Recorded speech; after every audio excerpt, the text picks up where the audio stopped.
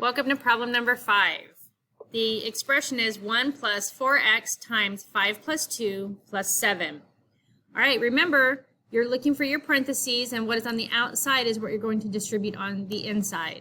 So I'm going to distribute my 4x to my 5 and my 4x to my positive 2. I'm going to rewrite this so you can see it. I'm going to bring down my 1 and my positive sign or my plus sign. 4x times 5 is written over here. And then I'm going to add the 4x times 2. And then I'm going to add positive 7 or bring down my positive 7. So let's go ahead and solve what's in these parentheses here. I bring down my 1 and my positive sign. 4 times 5 is 20. And then I have my x that I bring down with it. Plus 4 times 2 is 8. And then I bring down that x over here. And then don't forget your positive 7. That's on the end. I need to go ahead and identify my like terms. I actually have two different groups in here.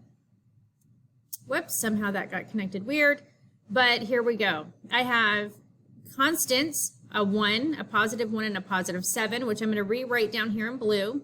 And then I have two terms which have the variable of x. I have positive 20x and positive 8x, which I'm going to write over here in red so you can see that a little bit better. I'm going to go ahead and combine those terms. 20 plus 8 is 28, and then I bring down my x.